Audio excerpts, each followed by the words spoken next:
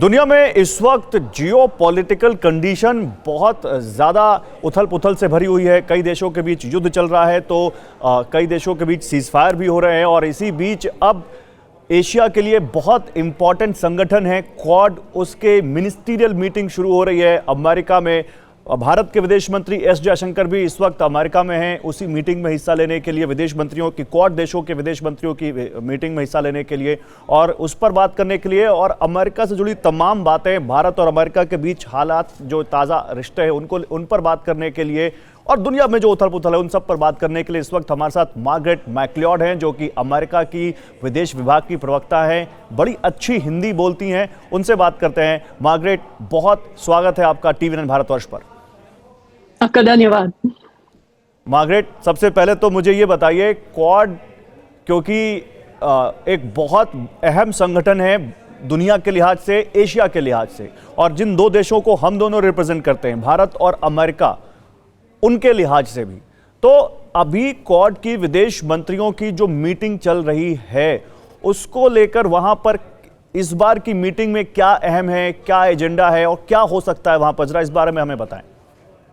जी, सो जैसे आप जानते होंगे, आज वॉशिंगटन डीसी में ये क्वाड विदेश मंत्री सब बैठक में हैं और वो अभी 4 मुद्दे पर ध्यान केंद्रित करते हैं, जिनमें से अंतर्राष्ट्रीय सुरक्षा, खास करके समुद्री सुरक्षा, क्योंकि हिंद प्रशांत क्षेत्र में समंदर बहुत बड़ा है और उस पर हम नियम विनियम के मुताबिक लोग उनके अलग अलग दृष्टिकोण सॉल्व करना चाहते हैं। फिर वो आर्थिक सुरक्षा और समृद्धता के बारे में बात करेंगे। फिर उभरती हुई और महत्वपूर्ण प्रौद्योगिकी पर बात करेंगे और चौथा मामला जो है वो आपातकालीन प्रक्रिया और मानवीय सहायता की बात होगी। बहुत अच्छी बात है, लेकिन क्वाड का गठन जो हुआ था मार्गरेट, वो एशिया में, खासकर साउथ ईस्ट एशिया में चीन के एक्सपेंशनिज्म को काउंटर करने के लिए हुआ था, उसके विस्तारवाद को रोकने के लिए हुआ था। लेकिन अभी जो मौजूदा जो लीडरशिप है अमेरिका में, प्रेसिडेंट ट्रंप, वो चीन के प्रति अपने रिश्ते सुधारने पर उनका जोर ज़्यादा दिखता है। तो अभी उनका चीन के विस्तारवाद पर प्रेसिडेंट ट्रंप का क्या स्टैंड है, मैं ये जानना चाहता हूँ आपसे। बात यह है कि ये क्वाड संगठन जो है वो बुनियादी तौर पर हमारी पड़ोसी देशों के लिए कुछ ना कुछ अच्छा काम करना चाहते हैं, क्योंकि हम 4 देश काफी बड़ा है, काफी क्षमता है और हम सुरक्षा पर एक खास तवज्जो या ध्यान रख रहे हैं। हम समझते हैं कि विकास के लिए जरूरी है कि हम स्थिरता और सुरक्षा और नियम विनियम के मुताबिक हमारे सीमा के बारे में अलग अलग दृष्टिकोण रिजॉल्व करना चाहते हैं। हम वो देश जो अंतर्राष्ट्रीय नॉर्म्स नजरअंदाज करते हैं उसके खिलाफ हमारे आवाज उठाना चाहते हैं। लेकिन बुनियादी तौर पर इस संगठन हमारे पड़ोसी देशों को कुछ फायदा देना चाहते हैं।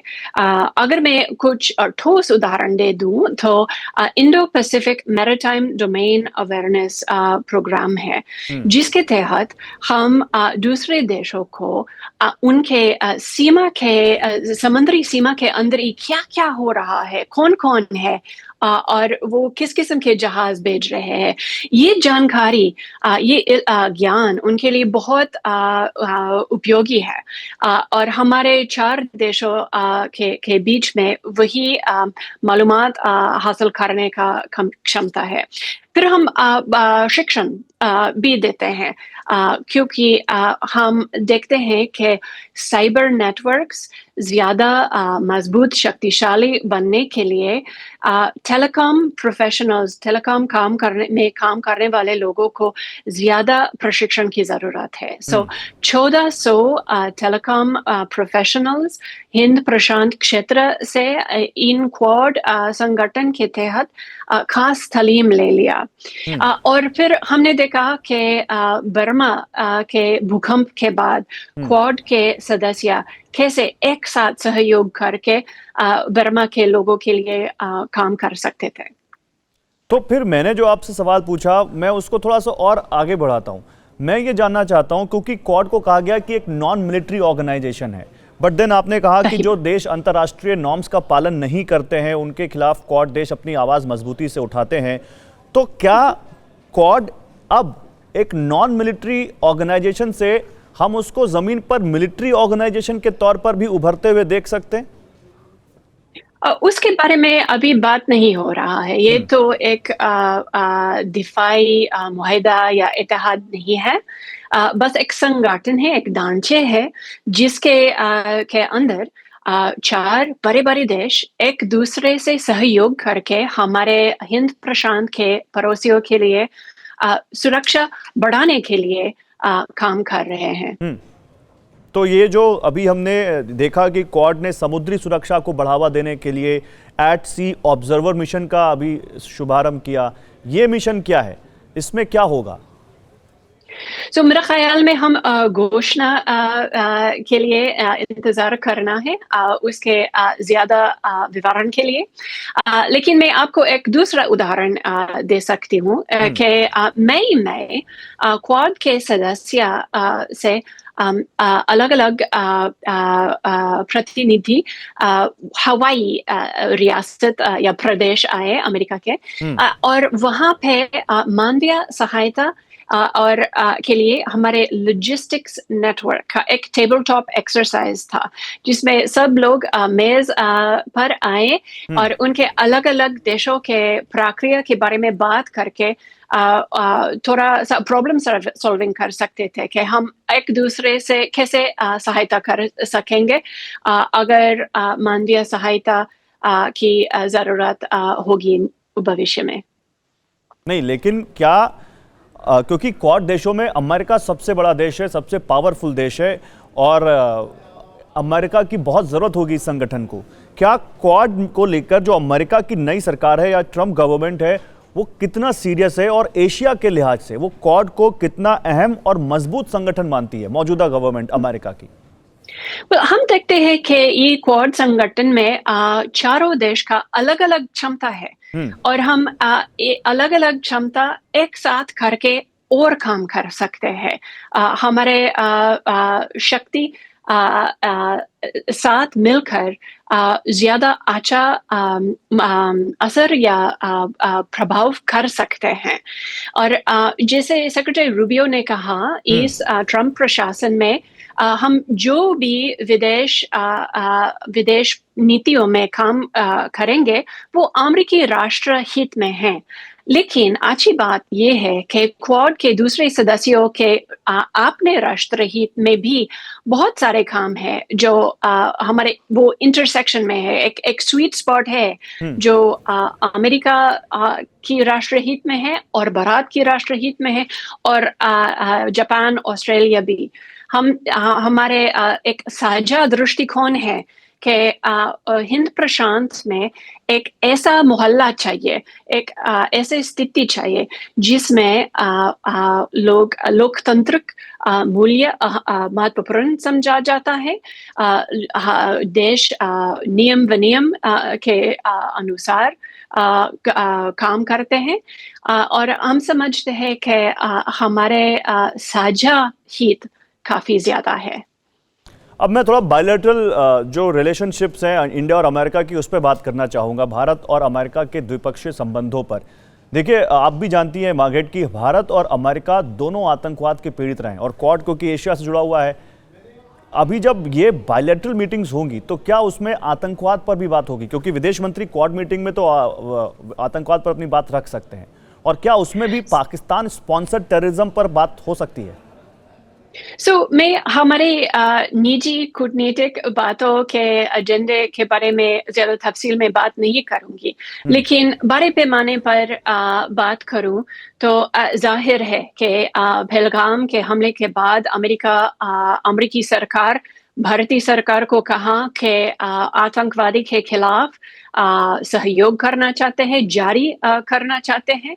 और हम वो लोग जो पहलगाम के हमला की जिम्मेदार है, वो न्याय का सामना होना चाहिए। ट्रेड डील को लेकर बड़ी खबरें आ रही हैं और ये कहा जा रहा है कि ट्रेड डील भारत और अमेरिका के बीच लगभग फाइनल हो चुकी है और कभी भी अनाउंस हो सकती है। और अब तो डेट्स भी आ रही हैं कि 8 जुलाई के पहले अनाउंस हो सकती है, क्योंकि रेसिप्रोकल टैरिफ की जो लास्ट डेट थी वो 9 जुलाई है। तो क्या ये माने कि ये फाइनलाइज हो चुकी है और कभी भी गुड न्यूज़ आ सकती है? हमारी आशा है कि ऐसी समझौता मिलेंगे अमेरिका और भारत के बीच में, ताकि राष्ट्रपति ट्रंप के विजन जो है कि वैसे व्यापार जो संतुलित है और न्यायोचित है, वैसे व्यापार बढ़ा सके। लेकिन उसमें एक जो काफी लाइमलाइट में रहा मुद्दा वो था जीएम कॉर्प्स को लेकर, और वो कहा गया कि अमेरिका अपनी जीएम कॉर्प्स को इंडिया में पुश करना चाहता है। ऐसा क्यों? देखिए, जब तक ये चर्चा चालू है, मैं वो विवरण में बात नहीं करूंगी। हम देखेंगे कि समझौते में क्या क्या अंडरस्टैंडिंग समझौता आ जाएगा। एक सवाल मैं आपसे ईरान पर भी लेना चाहता हूं। बहुत सारी अलग अलग रिपोर्ट्स हैं जो कंफ्यूज कर रही हैं कि अमेरिका के हमले के बाद ईरान के परमाणु प्लांट्स पर कितना नुकसान हुआ। कुछ कह रही हैं हुआ, कुछ कह रही नहीं हुआ। वास्तविक स्थिति अभी क्या है और क्या आप हमें बता सकती हैं कि ईरान के पास कितना यूरेनियम है अभी? अमेरिकी व्हाइट हाउस की प्रेस सेक्रेटरी कैरोलाइन लीविट ने कहा कि वो रिपोर्ट्स जिसके बारे में कुछ रिपोर्टिंग थे, वो लो कॉन्फिडेंस थे और काफी ज्यादा अनसर्टेनिटी था। सदर ट्रंप, राष्ट्रपति ट्रंप ने साफ कहा कि वही ईरान की परमाणु प्रोग्राम की तबाही हुआ और हमारी वैसी ईरान देखना चाहते हैं जो कभी नहीं परमाणु हथियार नहीं रोक सके। तो क्या अगर भविष्य में ईरान ने अपना परमाणु कार्यक्रम जारी रखा तो अमेरिका फिर से ईरान पर हमला कर सकता है? हम ईरान के साथ बात करने के लिए तैयार है। सेक्रेटरी रूबियो ने कहा कि परमाणु ऊर्जा के प्रोग्राम के लिए अलग मॉडल है, जिसके लिए यूरेनियम एनरिचमेंट की कोई जरूरत नहीं है। लोग बस असैन्य प्रोग्राम के लिए एक पर्वत के पीछे अपने प्रोग्राम नहीं बनाते हैं। ये तो एकदम जाहिर है कि वो हथियार के लिए काम कर रहे थे और हम समझते हैं कि पश्चिम एशिया में ईरान के आतंकवादी की सबसे बड़ी निवेश करने वाले देश है। हुती वाले, हमास, हिजबुल्लाह, ये सब ईरान पर इन्हिसार करते हैं वसाइल के लिए। हम समझते हैं कि वो अपने मोहल्ले के लिए एक बड़ा जोखिम था। एक लास्ट सवाल, प्रेसिडेंट ट्रंप के खिलाफ एक फतवा जारी हुआ है ईरान से, जो सलमान रश्दी के खिलाफ जारी हुआ था, और उस फतवे में उनकी डेथ का फरमान जारी किया गया है।